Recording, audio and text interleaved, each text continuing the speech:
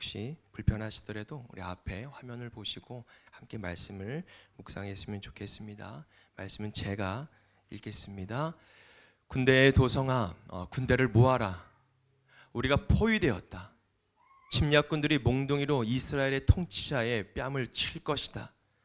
그러나 너 베들레헴 에브라다야, 너는 유다의 여러 족속 가운데서 작은 족속이지만 이스라엘을 다스릴 자가 내게서 내게로 나올 것이다.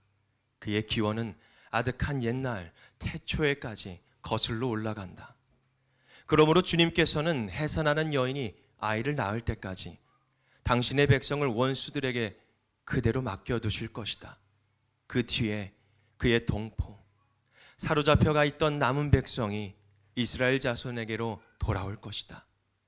그가 주님께서 주신 능력을 가지고 그의 하나님이신 주님의 이름이 지닌 그 위엄을 의지하고 서서 그의 때를 먹일 것이다. 그러면 그의 위대함이 땅끝까지 이를 것이므로 그들은 안전하게 살아갈 수 있을 것이다. 그리고 그는 그들에게 평화를 가져다 줄 것이다. 아시리아 사람이 우리 땅을 침략하여 우리의 방어망을 뚫고 들어올 때에 우리는 7 목자, 8 장군들을 보내서 침략자들과 싸우게 할 것이다. 그들은 칼로 아시리아 땅을 정복하고 뺀 칼로 니므롯 땅을 황무지로 만들 것이다. 아시리아의 군대가 우리의 땅을 침략하여 우리의 국경선 너머로 들어올 때에 그가 우리를 아시리아 군대의 손에서 구원하여 낼 것이다. 많은 민족들 사이에 살아남은 야곱 백성은 주님께서 내려주시는 아침 이슬과 같이 될 것이며 푸성기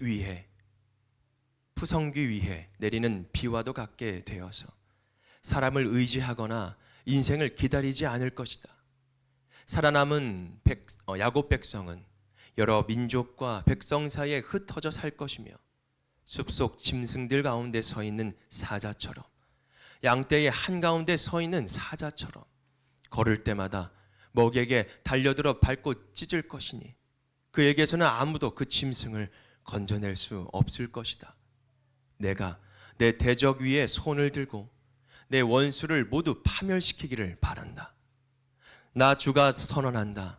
그날이 오면 너희가 가진 군마를 없애버리고 말이 끄는 병거를 부수어버리겠다. 너희 땅에 세운 성곽들을 부수어버리고 요새들은 모두 파괴하여 버리겠다.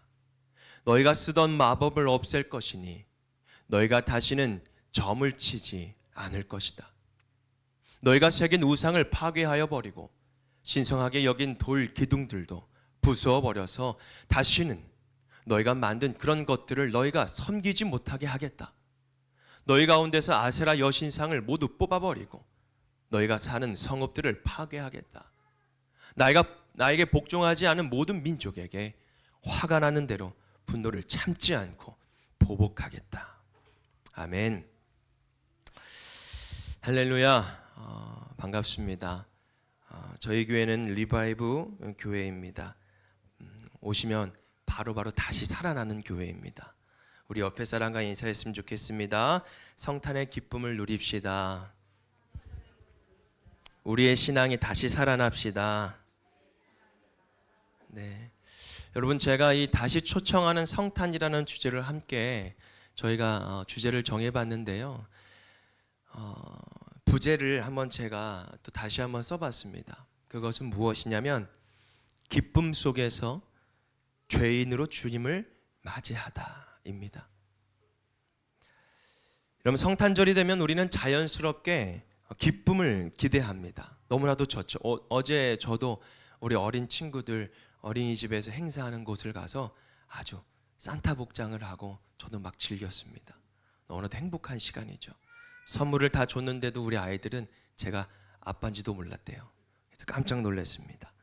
여러분, 그렇게 즐겁고 행복하고 밝은 불빛과 뭔가 따뜻한 분위기 속에서, 그리고 가족과 함께 하는 그런 시간들 속에서 그래도 오늘만큼은 좀 괜찮은 것 같다 라는 그런 우리가 이 성탄절을 보내는 가운데 교회에 오면 좀 더 좋은 말씀을 듣고 따뜻한 말을 듣고 좋은 분위기 속에서 이렇게 행복하게 지냈으면 좋겠다. 그리고 위로를 참 받았으면 좋겠다라고 생각을 하시면서 오실 분들도 계셨을 거예요. 그런데 오늘 읽은 말씀은요, 좀 성탄절과 좀 어울리지 않은 분위기가 이어집니다. 무엇이냐면 우리 1절 말씀 보면 군대의 도성아 군대를 모아라. 우리가 포위되었다. 여러분 지금 평화가 아닙니다. 바로 위기의 순간입니다. 축제가 아니라 지금 불안으로 시작이 됩니다. 저는 이 말씀 앞에서 오늘 성탄 예배를 이렇게 한번 시작해 봤으면 좋겠어요. 기쁨 속에서 잠시 멈추고 한번 서보자는 겁니다. 그리고 이 질문을 다시 한번 붙들어 봅니다. 우리는 지금 어떤 마음으로 예수님을 맞이하고 있는가? 오늘 말씀 가운데 베들레헴이 나옵니다. 그래서 이 베들레헴에서 시작되는 하나님의 방식이 보이는데 그것은 성탄이 필요한 이유를 우리에게 알려주고 있어요. 근데 분위기는 이래요. 불안함 속에서 시작되는 이야기라는 거죠. 미가가 활동했던 이 시대는요, 전쟁의 위협 속에 살았던 이 시대였어요. 막바지에 이르렀죠. 그래서 큰 군대 앞에 힘없이 무너져 버리는 그런 어쩔 수 없이 멸망이 되어서 포위되어서 포로로 잡혀가는 그런 시기 가운데에 지금 약한 사람은 보호받지 못하는 그런 시대에 지금 미가 선지자는 하나님의 말씀을 전하고 있는 거예요. 그런데 가만히 생각해 보면 우리 지금 사는 시대도요 그렇게 다를 바가 없다라는 거예요. 불안한 뉴스, 끝없는 경쟁, 마음을 놓을 수 없는 그런 미래네. 겉으로는 괜찮은 척하며 살아가지만 속으로는 다들 조금씩 점점 지쳐가는 그런 시대. 여러분 성탄은요 모든 것이 잘 돌아갈 때 오신 이야기가 아니에요. 그러니까 모든 것이 다 잘 돌아가던 시대에 오셨던 것이 아니에요. 우리가 포위되었다. 바로 그때 하나님은 침묵하지 않으시고 그 한가운데로 들어오셨다라는 거예요. 이 베들레헴이라는 곳은요 너무나도 작아서 아무도 기대하지 않았던 곳입니다. 하나님은 이렇게 말씀하십니다. 2절에 있는 말씀이에요. 같이 읽어볼까요? 시작. 그러나 너 베들레헴 에브라다야 너는 유다의 여러 족속 가운데서 뭐예요? 작은 족속이지만. 그런데 거기에서 이스라엘을 다스릴 자가 내게로 나올 것이다. 아멘. 여러분 베들레헴은요 중요한 도시가 아니었어요. 그냥 그저 사람들이 막 기대했던 그런 도시가 아니었어요. 그런데 하나님은요 그 보잘것없는 그런 곳에도 하나님께서 선택하시고 그곳을 바라보셨던 거죠. 왜일까요? 여러분 우리가 항상 듣잖아요. 하나님은요 뭡니까? 준비된 사람을 찾아오시는 분이 아니기 때문에 그래요. 우리가 이런 말을 하잖아요. 우리가 준비가 잘 돼야 쓰임마다 이렇게 얘기를 하잖아요. 오히려 사람들이 주목하지 않은 그 자리에 스스로 초라하다고 느껴지는 그 자리로 예수님은 오시는 거예요. 혹시 오늘 이 자리에 내 인생은 별로 내세울 것이 없는데, 혹시 내 마음속에 대단한 것이 없는데, 내 신앙이 정말 잘 지켜나가며 살아가고 있는지도 잘 모르겠는데, 그러면 여러분 그 마음으로 혹시 우리가 신앙생활을 하다가 또 교회 오셨다면 잘 오셨습니다. 베들레헴은요 바로 그런 장소라는 거예요. 그렇게 힘없는 곳에, 그렇게 보잘것없는 곳에 주님께서는 그곳을 선택하시고 들어오셨다라는 겁니다. 여러분들에도 혹시 마음속에 베들레헴이 있지 않은가 한번 생각해 보십시오. 그리고 그 베들레헴에 여러분 예수님이 오시는 그 상상을 해보십시오. 아무리 약해도 아무리 작아도 여러분 예수님께서 우리와 함께 하신다라는 그 믿음만 있으면 어떻습니까? 우리 안에 엄청난 행복과 평안함을 주시지 않습니까? 우리는 그런 은혜 속에 살아가는 저와 여러분이 됐으면 좋겠습니다. 여러분, 우리가 뭘 하려고 열심히 막 해도요, 사람이 아무리 노력해도요, 하나님은요, 하나님 계획대로 쓰신다고요. 우리가 뭘 계획을 철저히 준비를 해도요, 하나님은요, 하나님 방법대로 이끌어 가신다고요. 여러분, 저는 저희 리바이브 교회를 이야기하는데, 여러분, 이 리바이브 교회가 이번 연도 9월 달에 개척이 됐어요. 그런데 저희가 개척을 준비하는데 빚이 너무나도 많은 거예요. 그동안 제가 2년 반 동안 저 같은 천안이지만 다른 지역에서 목회를 하면서 이것저것 제가 일을 저질렀어요. 네. 목사님들은 왜 이렇게 일을 저지르는지 몰라요. 그래서 이것도 해보고 저것도 해보고 하다가 빚이 있는 상태였는데 하나님이 이쪽으로 또 마음을 주시는 거예요. 아무것도 없는데. 여러분, 근데 그냥 일을 시키게 하셨는데 아무것도 준비가 되지 않았어요. 그래서 어떤 분이 이 소식을 듣고 후원하러 오신 거예요. 근데 후원하러 오셨는데 저한테 질문을 하는 거예요. 목사님, 그러면 뭐 이렇게 딱딱딱 이렇게 계획이 다 잡혀 있나요? 얼마큼 준비가 되어 있고 인테리어는 얼마이고 딱딱딱 준비가 되어 있나요? 저한테 물어보는 거예요. 철저하신 분이신 것 같아요. 저는 그랬죠. 아무것도 준비가 되어 있지 않아요. 근데 마음은 주셨어요. 확신을 주셨어요. 된대요.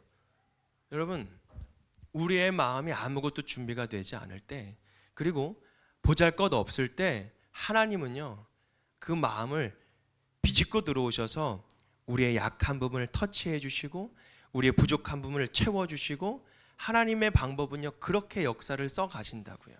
할렐루야. 그렇기 때문에 우리가 뭔가 대단한 것처럼 하나님 앞에 나아가는 모습이 아니라 있는 모습 그대로 주님 앞에 나아가는 것이 우리의 신앙을 잘 만들어가는 길이라는 사실을 여러분들 믿으시기를 바라요. 그래서 주님께서 오실 때 아주 작은 아기로 오셨잖아요. 대단한 모습으로 오시지 않았어요. 아주 작고 작은, 아주 연약한 그런 모습으로 오셨어요. 뭔가 천둥 번개처럼. 신화 같은 그리스 신화를 보면 되게 막 웅장하잖아요. 근데 예수님은 그렇게 오지 않으셨어요. 군대도 이끌고 오지 않으셨어요. 뭔가 대단하게 오시지 않았어요. 그저 아기로 오셨어요. 여러분, 아기 아시잖아요.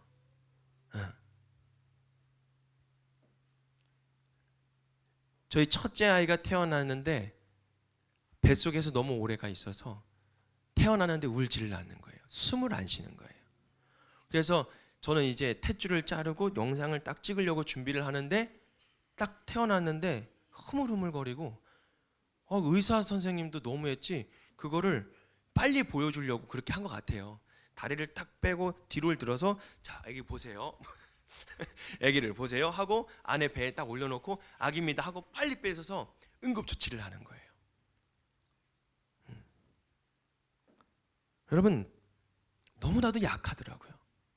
걱정하지 마십시오. 저희 튼튼한 아이로 잘 자랐어요. 아까 막 소리 꽥꽥 지렀던 친구 있죠? 그 친구가 이름이 치유예요.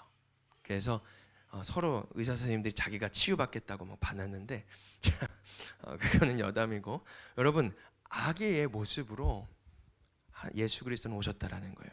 근데 아기는요, 그저 두렵지가 않아요. 경쟁하지도 않고요, 경계하지도 않아요. 그냥 품에 안을 수 있어요. 여러분, 그게 성탄이에요. 나는 너를 심판으로 먼저 온 것이 아니야.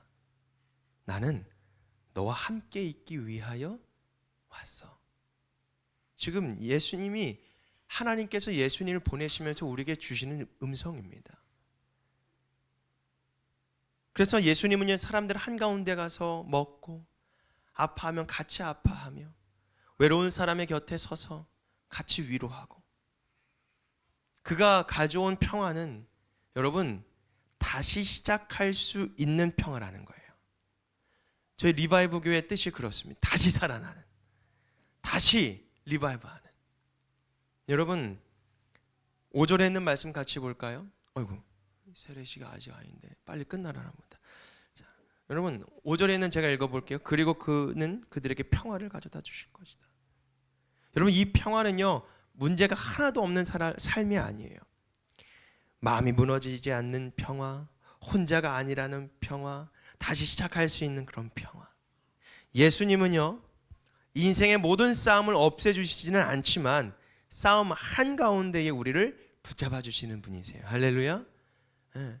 여러분, 예수님 함께 있다고, 하나님 함께 있다고 상황과 환경이 확 바뀐다고 생각할 그런 마법 같은 일은 없습니다. 제가 진짜 이거 지루할 수 있어요. 우리 교인분들은 지루할 수도 있는데, 여러분, 제가 손이 다쳤어요. 그래서 장애가 있습니다. 어릴 때 이런 기도를 했어요. 하나님, 손가락 자라게 해주세요. 하나님의 응답이면 어떻게 해야 돼요? 자라나야 돼요. 이렇게 쏙. 근데 환경은 변하지 않아요. 상황은 결코 좀 더 나아지지 않아요. 그런데 하나님은 우리와 함께 계실 때 그 상황을, 그 환경을 바라보는 눈을 다르게 하시고 마음을 다르게 하신다는 거예요. 그래서 주님은 수없이 쏟아지는 그런 미사일 앞에 그저 우리를 붙잡아 주신 것뿐입니다. 그렇기 때문에 우리가 두렵지 않은 거예요. 할렐루야. 그렇기 때문에 우리는 무섭지가 않은 거예요. 그래서 주님께서 오늘 다시 우리에게 말씀합니다. 다시 초청하는 이 성탄의 자리로 우리를 부르신 거예요. 2000년 전의 그 이야기로 끝나는 것이 아닙니다. 오늘 예수님은 베들레헴처럼 작은 그런 마을, 비어있는 그 자리, 그 지친 삶 속에 지금 여러분들에게 오고 계십니다. 오셨어요. 내가 너와 함께 있겠다고. 내가 너의 평화가 되어주겠다고. 그런데 이 성탄의 기쁨은요, 아무 일도 없었던 사람들의 웃음이 아닙니다. 오히려 우리가 연약하다라는 사실을 아는 사람들의 기쁨이에요. 지금 이해가 되시나요? 우리가 죄인이라는 것을 인정하는 사람들의 환호라는 거예요. 여러분, 깊게 한번 생각해 보십시오. 우리가 왜 기뻐해야 될까요? 우리가 왜 환호성을 질러야 될까요? 예수님은 그저 십자가에 못 박혀 돌아가시기 위해 오셨는데, 여러분, 우리가 기뻐할 수 있는 건 우리가 연약하다라는 것, 우리를 인정하는 거예요. 우리가 그닥 그렇게 대단한 사람들이 아니다라는 거예요. 그런데 예수님은 그런 우리를 오셔서 소망의 자리로, 희망의 자리로 우리를 불러오셨다라는 사실을 믿으시기를 바랍니다. 그 안에서 우리가 기쁨을 외칠 수가 있고요. 그 안에서 우리가 하나님 앞에 환호성을 지를 수가 있는 겁니다. 이 성탄의 기쁨은 우리가 잘해서 맞이하는 기쁨이 아니라 우리의 죄와 허물까지도 기꺼이 감당하신 예수님의 그 결단 위에 세워진 기쁨이라는 사실을 믿으시기를 바랍니다. 그래서 오늘 우리는요, 기쁨 속에서 잠시 멈추어서 예수님을 다시 초청하는 그리고 다시 오실 예수님을 우리가 어떻게 기다려야 되는지를 우리가 한 번 더 깊게 생각해 보며 나 자신 안에 정말 베들레헴 같은 곳이 있는지 있다면 그곳이 바로 예수님께서, 하나님께서 여러분과 함께 있는 그 자리라는 사실을 믿고 온전히 하나님 앞에 영광 돌리는 복된 저와 여러분이 되기를 주님의 이름으로 축복합니다. 아멘. 네, 이제 저희가 세례식으로 함께 진행을 합니다. 제가 저희 교회 방문하신 분이 계신다고 전화 연락이 왔는데 제가 좀 말씀을 드렸어요. 세례식과 이 성만찬을 같이 하는데 저는 더 기쁘더라고요. 오히려 저희 교회에 성인